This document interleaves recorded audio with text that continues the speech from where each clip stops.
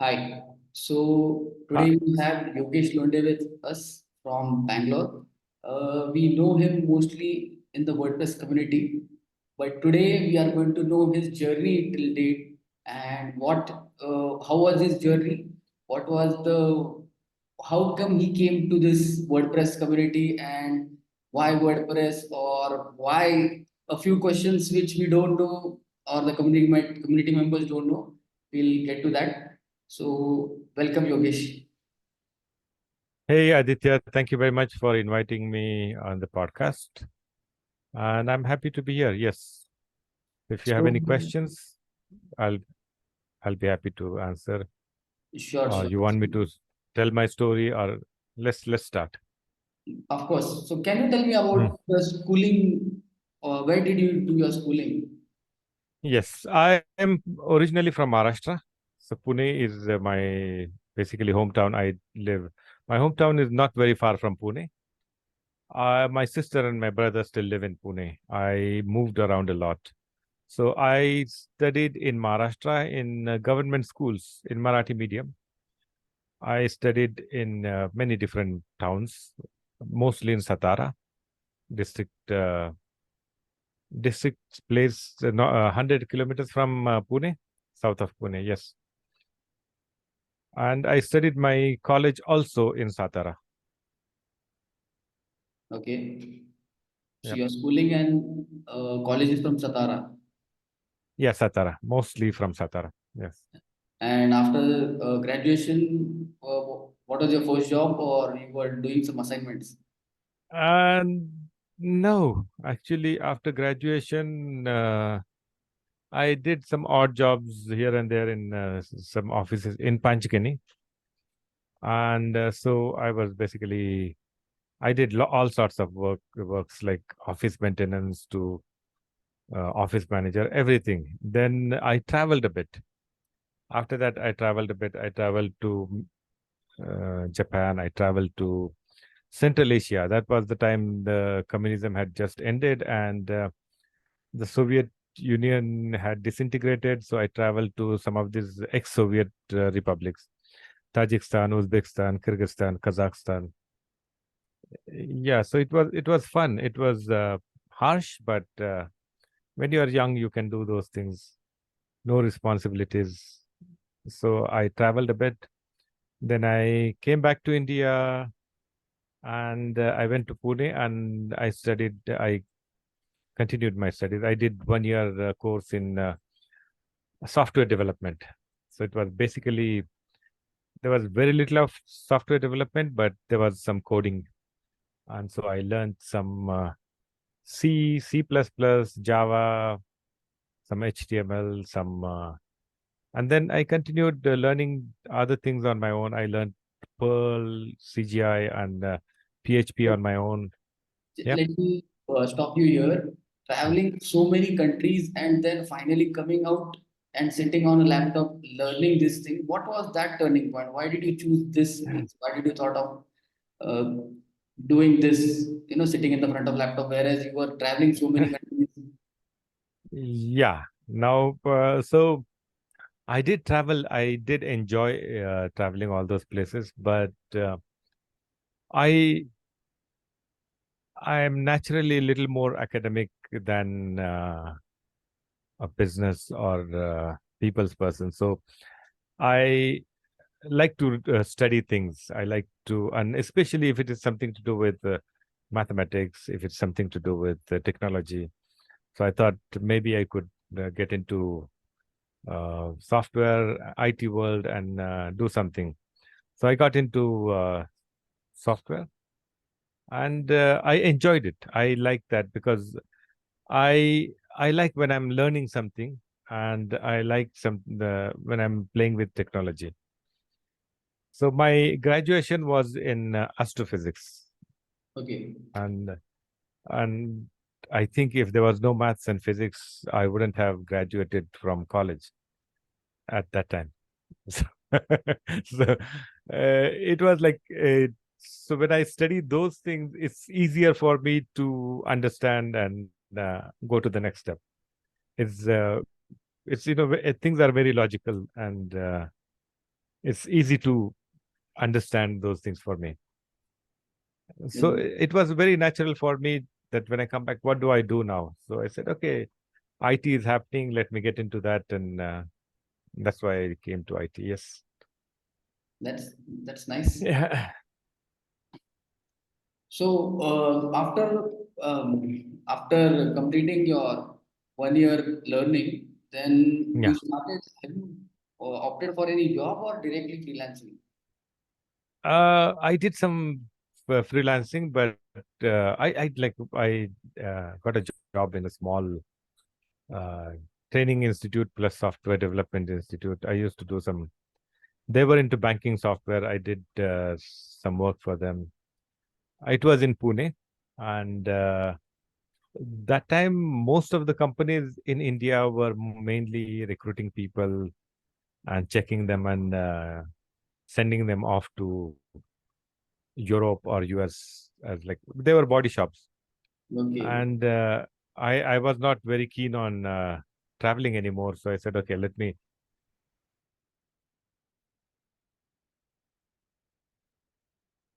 So I thought I should go back to teaching. So I went and I taught in a high school in Panchgani. I taught at New Era School. I taught computer science to high school kids. So I taught basically web page designing. I taught some graphic tools and other things. In Panchgani. Yeah, Panchgani. Panchgani, that school's name is New Era High School. It's an international school. No, I was going to tell that Panchgani is a very beautiful hill station, and Yes, it is. It is. so it is It like is. running a It is computer a institute there. I can't imagine because people go there for traveling and eating yeah, strawberries. but the at Panchgani is also a center for education. Like there are many schools. Yes, boarding It's school. a very old, yeah, boarding schools. So it's a very old school destination, right from the British time. A lot of schools came up there, so people would send their children to study. And it's since it's a remote hill station, there used to be no distraction. Right now there are a lot of distractions, but there used to be no distraction. Like I remember for from June to say October, November, Panchgani would be almost deserted. Like there would be very few people. It was a small town before. Now it's a big, bustling town. But even the local people, the young people, would not stay in Panchgani. They would just go to Mumbai and do some manual jobs. And so June to October, November, a lot of rains. People, there were no people in town, and there was no distraction. Even one or two restaurants would be open. Everybody else would be shut. Okay, so you Yeah, were teaching yeah. there. I was teaching in high school. Yes.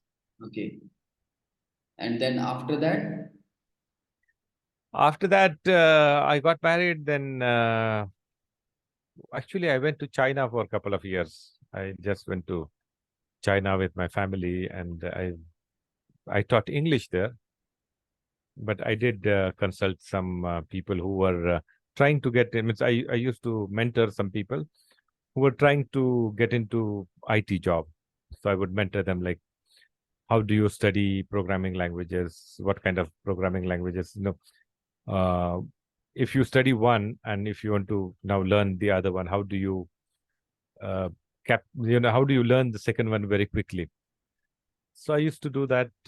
I used to mentor a few people there, but I mainly taught English there. I was there for a couple of years, and then I came back and moved to Bangalore this time. okay. So me Yeah. from China, you directly came to Bangalore. Yes. While traveling, means how did Yeah. you choose China, Bangalore, how Panchgani? Because Um, it's a very difficult I thing. I mean, I am in Pune for yeah. last 2 years, So I and okay. Yeah, I know. I know what happens is, see, what I left my home. Means I used to live with my parents till I was 18, and I was till I finished my 12th. After that, I went to study in college, and that was 18 when I left home to study in college. And after that, I've never gone home. So traveling to a different city is like I don't feel any change that I'm going to a different place altogether. As long as the place is has got some nice bookshops or libraries and places to walk, I'm happy. How do you choose the city? Uh, I don't know really. Bangalore. I chose Bangalore because that's my wife's hometown, and we know people here. And Bangalore has a lot of incentives. Bangalore has very good bookstores, a very good place to like lovely parks to walk around, and a lot of interesting things happen in Bangalore, especially in technology, activism. A lot of things happen. So when I moved to Bangalore, I was always right from beginning when I got into IT. I was big open source enthusiast. So when I came back, I came to back from China to India, and I was living in Bangalore. I got involved in some open source communities in Bangalore. So we would go and attend. Those days, there used to be Bang Linux, very big IT show. So Linux community, open source community was very lively in Bangalore, was thriving. And we would do a lot of interesting work there. And so we started something called Random Hacks of Kindness. So it was a hackathon. Random Hacks of Kindness is a community of innovation where we take real world problems and we used to develop a technology solution to solve a part of that problem. So that's why it was called Random Hacks of Kindness. It's not act of kindness, it's a hack of kindness. So it was called Hacking for Humanity. And we used to bring people together, and we would bring some real world problems. We used to curate the problems, and we would bring people together and say, okay, these are the problems. We would like to see you develop open source solutions on these problems. And since the problems belong to humanity, the solution also belongs to humanity. So all the work done at Random Acts of Kindness is automatically open source, and it needs to be available to humanity in perpetuity without any copyright. All the work developed at Random Acts of Kindness automatically has to be copy left, and so we enjoyed that. It was doing quite well. We did that from 2009 till say 2016 continuously, 2 hackathons a year. And we were like the first people in India to who successfully organized hackathons for a long, long time. So that was my major contribution to um, open source or technology, I would say. And so after that, anything. So open source brought me to WordPress because whenever I'm doing anything, yeah, when I'm doing anything, I always look for open source options. So I have like we have around six laptops at home, and all the laptops run some flavor of Linux right from beginning. So if something doesn't work, it's like my children also they use Linux. So my son, if something doesn't work, he will find the solution for it. He'll find a hack for it, and he'll make sure that the laptop does work with Linux as we want it. And so open source, since WordPress is open source solution, I naturally gravitated towards WordPress. And yeah, when was it? 2017. Yeah, 2015. I attended the first WordCamp in Pune. Okay. Yeah, so 2015 first WordCamp in Pune. I think it was in a college on Jangli Maharaj Road. MCC. MCCA. Yeah, not MCCA. The college name is MCC Maratha. Maratha Something Board some of Commerce. Yeah, MCC. Ah, Maratha. Yes, the yes. MMCC. MMCC. Yes, MMCC. that college, and then I met some interesting people there. Then I attended few more word camps. I attended Pune again in 2017. I spoke at WordCamp 2017. WordCamp Pune in 2017. Before 2000, before attending the WordCamp, how did you Yeah, come across WordPress? I mean, what was your first experience? Where did you know about WordPress, or how did you came in? I think WordPress. Yeah, WordPress. I came to know about WordPress. You do you remember these computer magazines? I think Data Quest and something else. Yes, yes. Yeah, they used to come out. They used to have these CDs with them. Right, So right. one of the series was content management systems, and they had the CD of WordPress and Drupal and other things. And I was already experimenting with Apache and web server, local web server, and I had already developed local intranet websites for school use or for some other different small company use. Like their own knowledge base on intranet. So this CMS got it like it was interesting for me to see that you can have the content management system is already ready.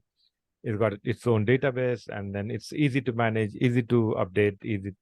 So I experimented with that a little bit on a local environment, and it was interesting. Like I liked it mainly because it's open source, Okay. and I didn't use it for any client project at that time. But I was doing different kind of works, but I was always doing some kind of freelance work.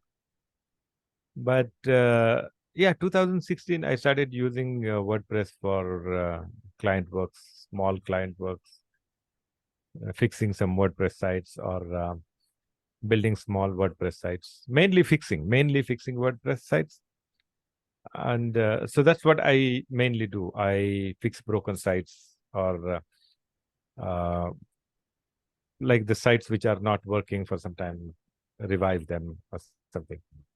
Or I develop custom code solutions for WordPress sites. Okay. So, Yeah, talking about clients, can you share the first client experience? How did you grab your first client for WordPress for or your general. general? Okay, generally. Okay, so yeah, I like to take some. I still like as a because I'm a freelance. I'm not an agency, and I don't have a compulsion of earning certain amount of money per month through my work. So this mostly hobby thing, and so I like to take projects which are slightly challenging, which gives me opportunity to learn something. And so the first client is not very ethical client, but there was a college student who was doing his master's ME in electrical engineering, and then he had to code something to prove his theory about electricity grid. And so, like, if you have a electricity grid of so many pylons, and it's a grid of so many rows by so many columns, and he had to prove that. And so he part of his project, he had to write a small code for that. And he had gone to around 10, 12 people asking if they could help him write. He was a good electrical engineer, but not a very good coder. And in that engineering college said, no, you have to write this code and it has to work. And so this kid had gone everywhere asking for anybody who can do this. And so somebody asked me, can you help this kid? I said, yeah, send him to me. And so he came to me, and I said, I understood what was the project. And I said, okay, give me 3 days. And he was not like very convinced that if it can be done. So after 2 days, I called him. I said, "Come and check your project. It's working." So he came with his father, and they were so excited that when I showed them, I said, "Okay, how do you want to like you tell me the metrics, you want to define the metrics yourself, or it has to be automatically, like the metrics should be fed in automatically?" So he said, no, it should be dynamic. I should be able to define the metrics is 7 by 12 or the 3 by 4 or whatever. I said, okay, let's try 4 5 different combinations. And then it was a command line C program, and I showed him that this works. And his father was so excited. He was so grateful to me. And I charged him very small amount, really. I charged him very little. So his father was like, oh, thank you very much. You solved this big problem we had. So that was like that. I know it's not ethical that you are helping somebody cheat. It's a cheat code. That kid didn't write the code himself, but I said, okay, that's somebody help somebody to get through to their ME. Why not? Like So that that. was my first. That was my first software IT client or software client, and I enjoyed doing that code that because it had a small challenge, and you had to think about solving the issue. Yeah, that was a nice one. I mean, the first yeah, time is the best, and you never forget the stories. yeah. And then yeah, I've done some different codes. Like I did one interesting project 2 3 years back with WordPress. So this agency in Bangalore, they got a client from US, and so they had two websites. There was one, their main website was on WordPress, and they had another website on StoryShare. StoryShare is a CMS platform for sharing stories, but it's a platform. It's not open source thing. It's just you uh, basically use their platform to create your account, and you share stories there. So they wanted a system where if you logged into WordPress, you should automatically log in with the same credentials on StoryShare.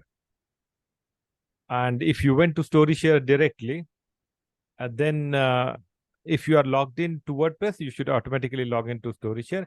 If you are not logged into WordPress, then StoryShare should send you back to WordPress. You should log in there, and you should go back. So I had to use JWT based token login tokens. It's JWT Java web tokens, and would send those tokens in the header and send them back. That was a nice challenging project actually, because it included JavaScript, it included WordPress hooks, and it included. So I had to create a small plugin for doing this. Use a JWT authentication plugin, and I had to modify that plugin. Then I had to modify. They were using uh, some people in say 4 5 years back, they used to modify their login screen so it would become a pop-up dialog for login. If you remember old WordPress, Yes. some people like that jazz added to their website, and so they were using that pop-up, and I had to modify that plugin, and I had to modify the JWT plugin. That was an interesting project because it involved using a lot of WordPress hooks, and you had to change the workflow of WordPress logging into WordPress, and it had to always show the same login pop up every time, no matter where you log in from, a failed login. Because WordPress also has if different ways you can log in. One is a normal login. The second one is if you fail login, then what happens? And so there are many different ways of logging in, and then I had to capture all those, use all those hooks, and do. That was an interesting project. So this was your first WordPress project. That was not first. That was not first. I don't remember what was my first WordPress project, but it was something to do with custom code, and it was a very little custom code actually. I think it was 2 lines of custom code. My first WordPress project, Okay. and yeah, So yeah, it was like yeah, how did you know? How did you get this project? word of mouth. People know me and they refer to me. Yeah. Okay, okay. So I haven't done very good marketing for myself. So my only marketing is the people know me that I solve tech problems, mostly open source, and now I am mainly into WordPress. So people refer to me. They say, "Oh, you have a WordPress project? Go to him." If and then so a lot of non-profit organizations they know me and they mostly come to me. Yeah, Okay. yeah. So that So topic. now, yeah, that's what brings me here. That's how I WordPress. I'm not full time into WordPress development. That's one of my side gigs and very small scale, I would say. I do other work like I do language services for some companies. So I do some translation work for companies, foreign language translations. And WordPress is on my on side, and I'm open source enthusiast, so that makes me WordPress enthusiast. Yeah. That's nice. So what Yes. now? Are you going to change the city next time we meet, or Bangalore is fixed for now? As of now, Bangalore. As of now, Bangalore. I would have left long Bangalore long back, but now I have a lot of animals. You might know that I have 15 dogs and 30 cats, and it's challenging to move with them. And I wouldn't leave any animal behind because these animals have saved me many times. Like they've saved my life. So I wouldn't leave these animals behind to fend on their own. So wherever I move, the animals will go. So let's bring to the conclusion. So what are your future plans, Yogesh? I mean, anything planned out right now? Yeah. Okay. Now the future. That's interesting question, Aditya. Because if you when I look at future, there will be two options. One is the future as if as a consequence of what I'm doing right now, where it will lead, and the other future would be if I when I take a drastic step and I change the course of the future. So those are the two options. As of now, I'm not sure. I'm sure I will move out of Bangalore. So it may be to a rural part of India somewhere, maybe Karnataka, Tamil Nadu, or Maharashtra, because I speak Marathi very well.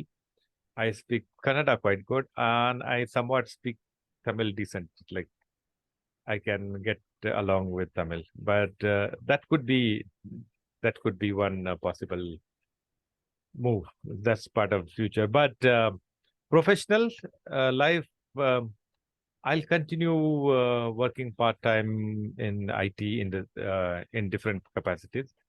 I'll continue doing my language services to clients. And yes, because I'm open source enthusiast, you will always see me in WordPress involved in some way. If you are on making WordPress Slack, you will always see me there somewhere, mainly in community channel. And yeah, um, is That's there anything else you would like to know about the future, or no, no. I like to see this yeah? in the future. Okay. Yes. And Uh, yes, one more question. What suggestion would you give for a open source enthusiast if he's starting right now? He wants to contribute because you are being into open Okay. source for a longer time. And let's imagine that there is a guy who recently graduated, guy or a girl, and he wants to contribute to open source. Or how do you give him a roadmap that if you want to Okay. contribute? Difficult question, Aditya, really.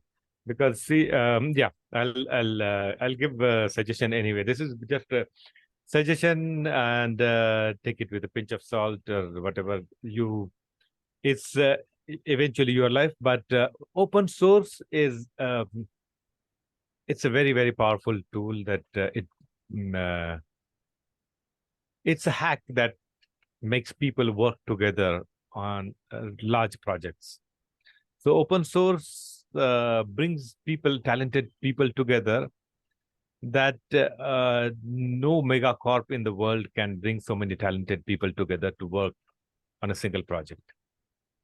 They can never get so many talented people together to work on a project, no matter which corporation that is, no matter what people tell you, what stories people tell you about different mega corp. Open source is where the largest talent pool is. And if you are a college grad or whatever you want to get into technology, open source is the best step to do for you.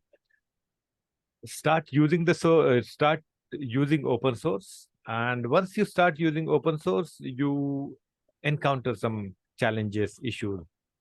Solve those problems. Solve your own challenges. Come up with solutions, and those solutions, when you start working on that, you will realize that people you'll be surprised how many people come and help you. Start talking to people in the channels, in Slack groups or whatever communication channels there are. And once you start doing that, you see people are actually out there to help you, and those people are really really really talented. Some of the most talented people in the world are there in open source. They will help you. And so that would be my simple suggestion to people getting into open source. That was a very nice suggestion. I thank you very Yeah. much. And Yogesh, thanks for uh, giving us time and your Yeah. tremendous knowledge. So it will be helpful I in sharing your I story. yeah, thank you very much, Aditya, for inviting me. I am sure I did not share any knowledge, but I told part of my story, and my story is not really interested. You can read through me that I am privileged.